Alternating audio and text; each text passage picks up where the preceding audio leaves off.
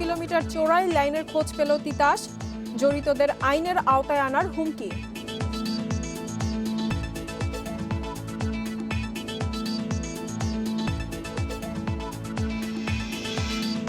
বাজার নিয়ন্ত্রণে আলুর দাম নির্ধারণ করল সরকার। পাইকারিতে প্রতি কেজি 25, খুচরায় 30 টাকা।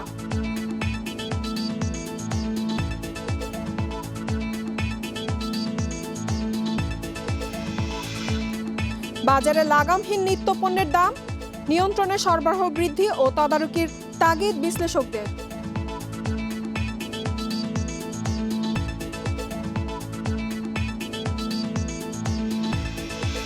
বিশ্বে জিডিপি প্রবৃদ্ধিতে শীর্ষ 3-এ থাকবে বাংলাদেশ, IMF এর পূর্বাভাস।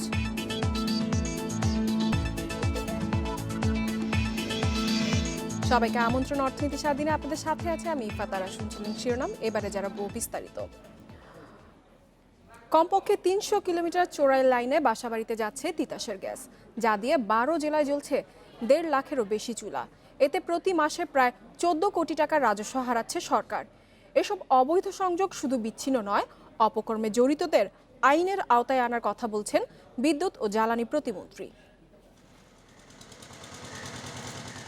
তীব্র সমালোচনার মুখে অবৈধ সংযোগের বিরুদ্ধে ব্যবস্থা নিতে শুরু করেছে তিতাস গ্যাস কর্তৃপক্ষ। সংস্থাটি বলছে, নারায়ণগঞ্জে মসজিদের দুর্ঘটনার পর 1 মাসে নিজেদের বিতরণ অঞ্চলে 116 এলাকায় 50টি অভিযান চালানো হয়েছে। এরই মধ্যে কাটা হয়েছে 85 কিলোমিটার পাইপলাইন। তিতাসের ব্যবস্থাপনা পরিচালকের দাবি, প্রাথমিক অনুসন্ধানে 300 কিলোমিটার অবৈধ লাইন পেয়েছেন তারা। 1 মাসের মধ্যে এসব বিচ্ছিন্ন করার নির্দেশ দেয়া হয়েছে। তিতাসের অভিযানে মন্ত্রণালয় থেকে 3 উপসচিব থাকছেন নির্বাহী ম্যাজিস্ট্রেট হিসেবে। আমাদের যে চিহ্নিত স্পটগুলো 300 কিলোমিটার, সেটাকে টার্গেট করে আমরা আগাচ্ছি। আগামী 1 মাসের মধ্যে আমরা একটা টার্গেট নিয়েছি। বিভিন্ন জোন অফিস থেকে আমাদের ডিজিএমদেরকে ডেকে নিয়ে আসা হয়েছে। তাদের কর্ম পরিকল্পনাগুলো তাদেরকে জানিয়ে দেওয়া হয়েছে, বা তাদের অগ্রগতির কোথায় কোথায় ব্যারিয়ার আছে, তাদের সমস্যা হচ্ছে কোন জায়গায়, সেগুলি আইডেন্টিফাই করা হয়েছে এবং সেগুলি সমাধান করে আমরা দ্রুত এগুলি বাস্তবায়নের উদ্যোগ নিচ্ছি। রাজধানীর খিলগাঁওয়ের শেখের বাজার এলাকায় অন্তত 1000 পরিবার তিতাসের লাইন থেকে চুরি করে গ্যাস ব্যবহার করছেন গত 4 বছর ধরে। এ সময়ে 6 বার লাইন কাটলেও আবার সংযোগ নিয়েছেন তারা। বিচ্ছিন্ন লাইন আবার যাতে চালু করতে না পারে, এজন্য দায়ীদের বিরুদ্ধে আইনি ব্যবস্থা নেওয়ার প্রস্তুতি চলছে বলে জানান বিদ্যুৎ ও জ্বালানি প্রতিমন্ত্রী। তিতাসের নিচে থেকে উপর পর্যন্ত আমরা কিছু লোকের আমরা লিস্ট আপ করেছি, যারা এইসব কাজের মধ্যে বাধা দেয় এবং বাধাগ্রস্ত করে, এবং বিশেষ করে এলাকারও লোকজন আছেন, যেসব এলাকায় তিতাস গিয়েছেন সেখানকার কিছু প্রভাবশালী ব্যক্তিবর্গ আছেন, তাদের লিস্ট আপ করে আস্তে আস্তে কিন্তু আমরা এখন সেই ব্যবস্থাগুলো নিচ্ছি। তো আপনারা প্রকাশ্যে দেখতে পাচ্ছেন না, কিন্তু আমরা এক এক করে ব্যবস্থা নিচ্ছি। শুধু বাসাবাড়ি নয়, শিল্প ও বাণিজ্যিক প্রতিষ্ঠানের অবৈধ সংযোগ কাটার বিষয়ে বিশেষ অভিযান পরিচালনার কথা জানিয়েছেন তিতাসের কর্মকর্তারা। Shariful Islam, independent news, Dhaka. এদিকে বাজার নিয়ন্ত্রণে আলু বিক্রিতে দাম নির্ধারণ করে দিয়েছে কৃষি বিপণন অধিদপ্তর। অধিদপ্তরের সিদ্ধান্ত অনুযায়ী ভোক্তা পর্যায়ে সর্বোচ্চ 30 টাকা কেজি দরে বিক্রি করতে হবে আলু। আজ এ বিষয়ে নির্দেশনা জারি করেছে কৃষি বিপণন অধিদপ্তর। নির্ধারিত দাম অনুযায়ী পাইকারিতে আলুর দাম নির্ধারণ করা হয়েছে 25 টাকা, আর কোল্ড স্টোরেজে থাকা আলু বিক্রি করতে হবে 23 টাকায়। বাজারে দাম ও সরবরাহ বিশ্লেষণ করে এ দাম নির্ধারণ করা হয়েছে। নির্ধারিত দাম অনুযায়ী আলু বিক্রির বিষয়ে নির্দেশনা দেওয়া হয়েছে। এই বিষয়ে কঠোরভাবে বাজার মনিটরিং করা হবে। দেশে মোট আলুর চাহিদা প্রায় 78 লাখ মেট্রিক টন। এতে দেখা যায় গত বছর উৎপাদিত মোট আলু থেকে প্রায় 32 লাখ মেট্রিক টন আলু উদ্বৃত্ত থাকে। কিছু পরিমাণ আলু রপ্তানি হলেও ঘাটতির আশঙ্কা নেই।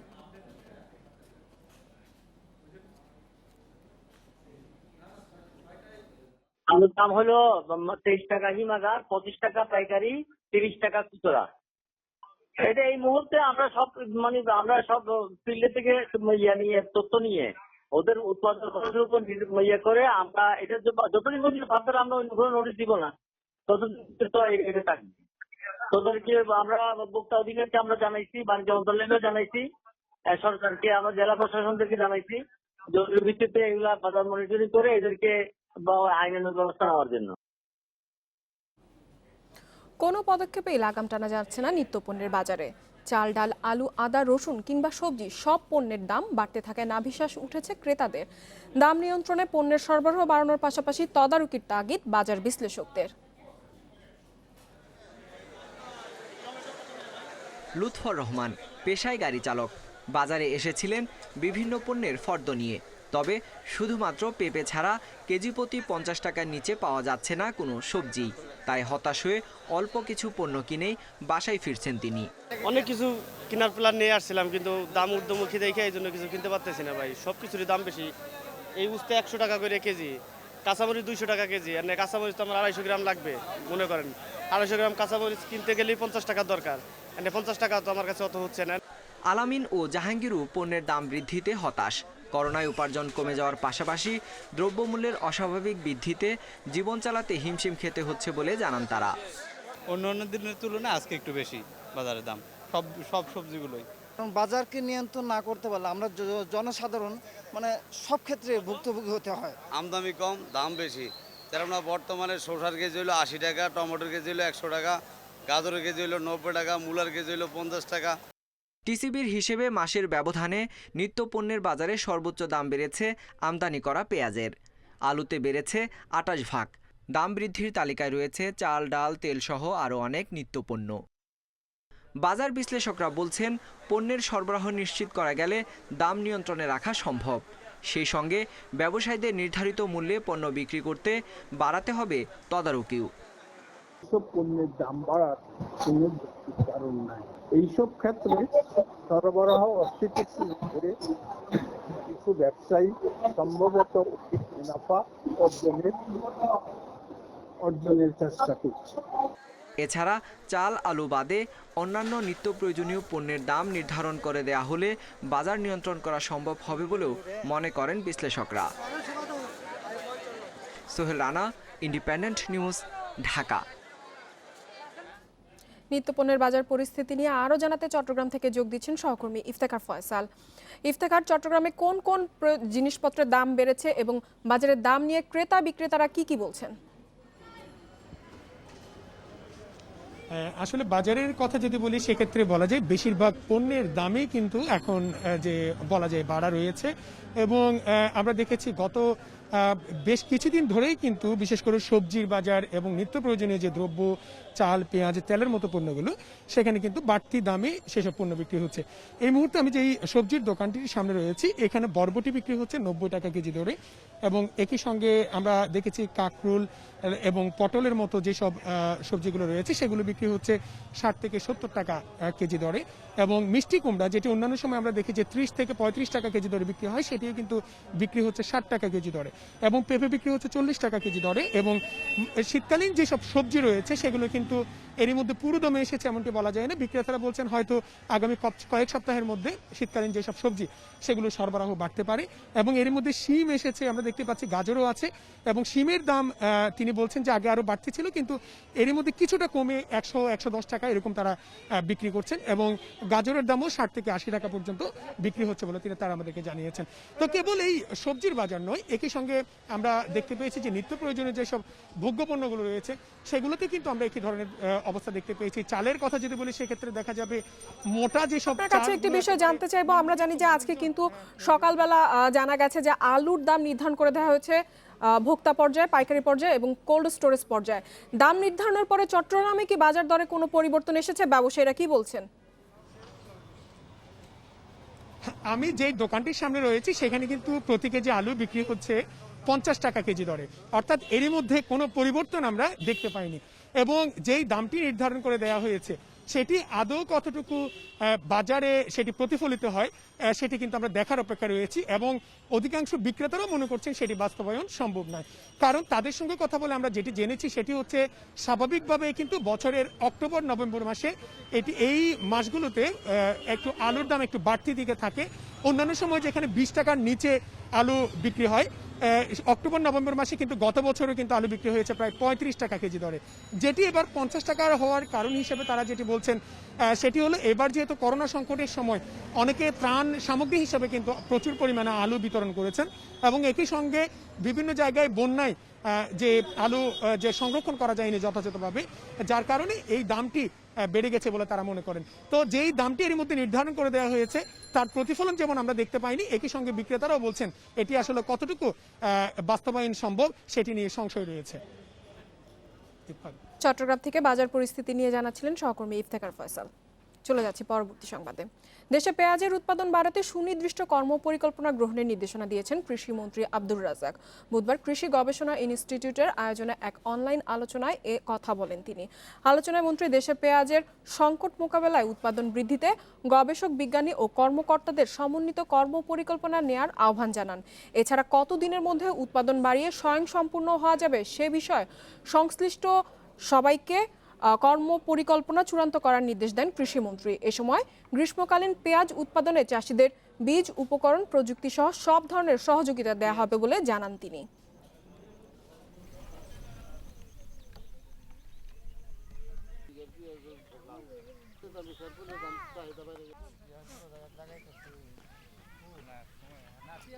এই সংকট কিভাবে মোকাবেলা করা যাবে, কত দিনের মধ্যে আমরা পেঁয়াজ উৎপাদন করতে পারবো, পেঁয়াজের উৎপাদন বাড়াতে পারবো, তার জন্য সুনির্দিষ্ট কর্মসূচি। এত আগামী বছর এত বীজ লাগবে, এই বীজের জন্য এখনই আপনারা পরিকল্পনা নেন।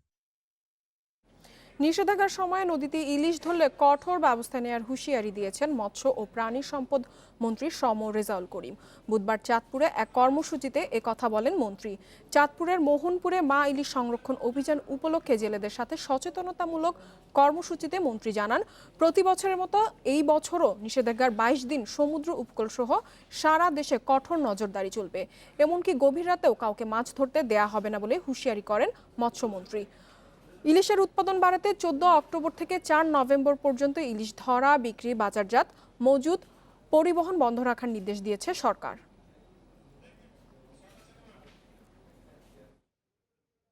আমাদের নির্ধারিত তারিখ অর্থাৎ 4 নভেম্বর পর্যন্ত কোনোভাবেই যাতে কেউ মা ইলিশ ধরতে না পারে বা কোনোভাবেই যাতে ইলিশ আহরণ না হয়, ইলিশ বিপণন না হয়, ইলিশ সংক্রান্ত কোনো ক্ষতিকর ভূমিকায় কেউ যাতে না আসতে পারেন, সেজন্য আমরা ব্যাপক কর্মসূচি নিয়েছি। করোনায় বিভিন্ন দেশের প্রবৃদ্ধি যেখানে কমছে, সেখানে বাংলাদেশের জিডিপি বাড়ার পূর্বাভাস দিয়েছে আন্তর্জাতিক মুদ্রা তহবিল IMF। সংস্থাটি বলছে, চলতি বছর দেশের অর্থনৈতিক প্রবৃদ্ধি হবে 3.8%। সবচেয়ে বেশি জিডিপি অর্জন করবে এমন শীর্ষ 3 দেশের মধ্যেই থাকবে বাংলাদেশ। এর আগে মাত্র 2% প্রবৃদ্ধির পূর্বাভাস দিলেও করোনার ক্ষতি মোকাবেলায় বাংলাদেশের অগ্রগতির কারণে এই অবস্থানের কথা বলছে IMF। করোনা সংক্রমণ ঠেকাতে মার্চের শেষ সপ্তাহ থেকে দেশে বন্ধ হয়ে যায় ব্যবসা বাণিজ্য, কলকারখানা সহ বেশিরভাগ কার্যক্রম। শিল্প উৎপাদন নেমে আসে প্রায় শূন্যের কোঠায়। আকাশপথে যোগাযোগ সীমিত হওয়ার পাশাপাশি সীমান্ত বন্ধ থাকায় ব্যাহত হয় আমদানি রপ্তানি। তবে সরকারের প্রণোদনা ও বিভিন্ন সহায়তার কারণে প্রায় 2 মাস পর থেকে আবারও গতি ফিরতে শুরু করে অর্থনীতিতে। করোনা পরিস্থিতিতে দেশের অর্থনীতিতে নেতিবাচক প্রভাবের কারণে 2% প্রবৃদ্ধি হবে বলে এপ্রিলে প্রতিবেদন দিয়েছিল আন্তর্জাতিক মুদ্রা তহবিল। কিন্তু করোনার ক্ষতি মোকাবেলায় ইতিবাচক অগ্রগতির কারণে সামগ্রিক অর্থনৈতিক অবস্থা বিবেচনায় এবার প্রবৃদ্ধি বাড়ার পূর্বাভাস দিল সংস্থাটি। ওয়ার্ল্ড ইকোনমিক আউটলুক প্রতিবেদনে IMF বলছে, বছর শেষে বাংলাদেশের মোট জিডিপি প্রবৃদ্ধি হতে পারে 3.8%, যা 2022 সালে বেড়ে হবে 4.4%। তবে করোনার আগের অবস্থায় ফিরে যেতে অপেক্ষা করতে হবে আরও 4 বছর। 2025 সালে জিডিপি বেড়ে হবে 7.3%। বিশ্বব্যাপী মন্দার মধ্যেও বাংলাদেশের অর্থনৈতিক প্রবৃদ্ধি বাড়ার পূর্বাভাসকে ইতিবাচক হিসেবে দেখছেন অর্থনীতিবিদরা। আমাদের কৃষিকে কেন্দ্র করে যে আউটপুটস, যে এমপ্লয়মেন্ট, রুরাল ইকোনমি, সেটা খুব জোরালোভাবে অব্যাহত ছিল। এর সাথে সাথে জুন, জুলাই, অগস্ট থেকে আমরা দেখছি আমাদের রপ্তানিতে খুব জোরালো ধারা ফিরে এসছে। এই একটা খারাপ বৈশ্বিক অর্থনীতির মধ্যেও 2.8% গ্রোথ আছে। আমাদের অন্তর্ভুক্তিমূলক যে প্রবৃত্তি, সেটি আমরা অর্জন করতে পারছি কিনা, গুণগত মান আমরা অর্জন করতে পারছি না এবং কর্মসংস্থান আমরা তৈরি করতে পারছি কিনা, সেটি কিন্তু আমাদের মূল লক্ষ্য। IMF এর প্রতিবেদনে আরও বলা হয়, চলতি বছরে বাংলাদেশ সহ মাত্র 22টি দেশের জিডিপি প্রবৃদ্ধি ইতিবাচক হবে। এর মধ্যে শুরুতে থাকা গায়ানা ও দক্ষিণ সুদানের পরে বাংলাদেশের অবস্থান। তালিকায় আরও আছে চীন, লাওস, মিয়ানমার ও মিশর। তবে সংকুচিত হবে যুক্তরাষ্ট্র, যুক্তরাজ্য, জার্মানি, ভারত, জাপানের মতো বড় দেশগুলোর অর্থনীতি। কপ্তিয়া মুমতাহানা, ইন্ডিপেন্ডেন্ট নিউজ, ঢাকা। বিরতির পর আবারও আমন্ত্রণ অর্থনীতি সারাদিনে জানিয়ে দিব আরও কিছু খবর। পরিষ্কার পরিচ্ছন্নতার অভ্যাস গড়ে তুলতে শিশুদের পাঠ্যক্রমে পরিচ্ছন্ন ও হাত ধোয়ার উপর গুরুত্ব দেওয়া উচিত এবং ছোট থেকে এসব চর্চা গড়ে তোলার উচিত। বুধবার হাত ধোয়া দিবস সামনে রেখে এক ভার্চুয়াল আলোচনায় এসব কথা বলেন আলোচকরা। এ সময় শিক্ষামন্ত্রী ডক্টর দীপু মনি বলেন, মহামারীর এই সময়ে শিক্ষা প্রতিষ্ঠান খোলার পূর্ব শর্ত হিসেবে হাত ধোয়ার ব্যবস্থা রাখার নির্দেশনা দিয়েছে সরকার। আলোচনায় গ্রামাঞ্চলে হাত ধোয়ার সচেতনতা ও সামগ্রীর অভাব রয়েছে জানিয়ে যেসব অঞ্চলে কম দামে পকেট হ্যান্ড ওয়াশ বা সাবান তৈরি করার আহ্বান জানান শিক্ষামন্ত্রী। এ সময় আলোচকরা বলেন, নিয়মিত হাত ধোয়ার অভ্যাস অনেক রোগ জীবাণু থেকে মুক্ত রাখার পাশাপাশি শারীরিক সুস্থতা বজায় রাখে। তাই বর্তমান প্রজন্মকে বিশেষ করে এই করোনাকালীন সময়ে নিয়মিত হাত ধোয়ার গুরুত্ব ও অভ্যাস গড়ে তুলতে হবে। বিশেষ করে পরিবার থেকেই এই শিক্ষা দেওয়া জরুরি বলে জানান বক্তারা। এছাড়া রাস্তাঘাট, স্কুল, কলেজ, শপিং মল এসব জায়গায় হাত ধোয়ার ব্যবস্থা রাখা এবং হাত ধোয়া নিশ্চিত করা প্রয়োজন বলে জানান তারা। এই কোভিড-19 এই ক্রাইসিসের মধ্যে পরে আমরা দেখলাম যে যেই জিনিসটি আমরা এতদিন ধরে বলছি সেই জিনিসটি এই কোভিড নিয়ন্ত্রণেও সেটির একটি বড় ভূমিকা আছে।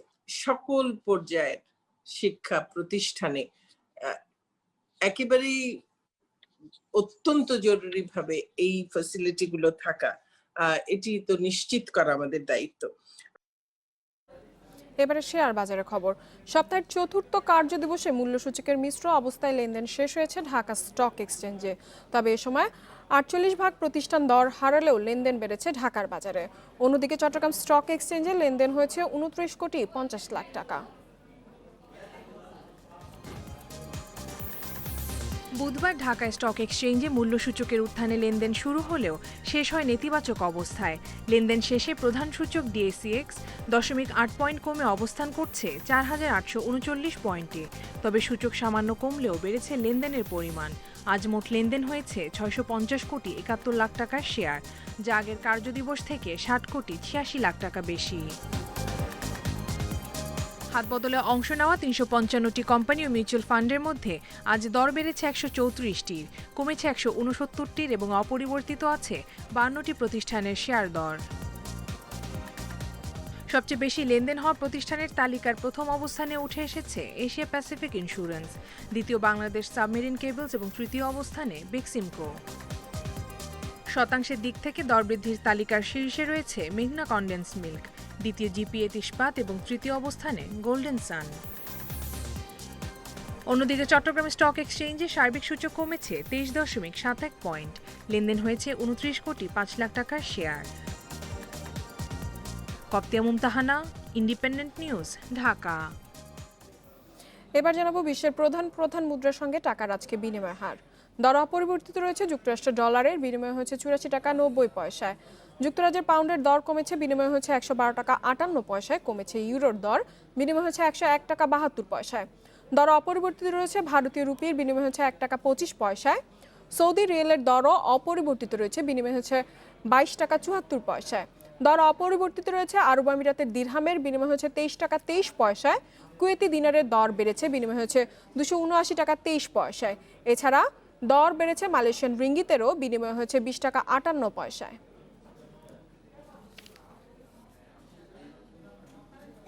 আগামী 1.5 বছরে বিশ্বের ব্যবসা প্রতিষ্ঠানের জন্য সবচেয়ে বড় ঝুঁকি হতে যাচ্ছে অর্থনীতির দীর্ঘ মন্দা অবস্থা। এ সময় কোম্পানি দেউলিয়া হওয়ার পাশাপাশি পণ্যের সরবরাহ বিঘ্নিত হওয়ার মতন বড় ঝুঁকি আছে বলেও উঠে এসেছে ওয়ার্ল্ড ইকোনমিক ফোরামের এক সমীক্ষায়। অর্থনীতি ও ব্যবসা খাতের 350 জন ঝুঁকি বিশ্লেষকের মতামত নিয়ে করা এ সমীক্ষায় জানানো হয়, উচ্চ হারে কাঠামোগত বেকারত্ব বাড়বে এবং দেউলিয়ার আশঙ্কা 45 ভাগ বিশ্লেষকের। এর আগে বিভিন্ন দেশের অর্থনৈতিক দ্বন্দ্বকে 2020 সালের সবচেয়ে বড় ঝুঁকি হিসেবে চিহ্নিত করা হয়েছিল। মূলত যুক্তরাষ্ট্র ও চীনের বাণিজ্য যুদ্ধ নিয়েই ঝুঁকি ছিল সবচেয়ে বেশি। এছাড়া অভ্যন্তরীণ রাজনৈতিক মেরুকরণ ও জলবায়ু পরিবর্তনও ছিল ঝুঁকির তালিকায়। কিন্তু এবার করোনার প্রাদুর্ভাবের পর পুরো সমীক্ষা পাল্টে গেছে বলছে ইকোনমিক ফোরাম।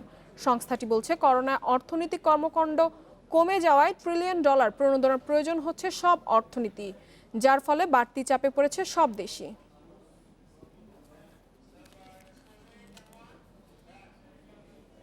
আর এই ছিল আজকের অর্থনীতি সারাদিনের আয়োজনে। ইন্ডিপেন্ডেন্ট টেলিভিশনের সব খবর আরও জানতে চোখ রাখুন ফেসবুক, ইউটিউব এবং টুইটারে। আমন্ত্রণ আমাদের পরের আয়োজনে।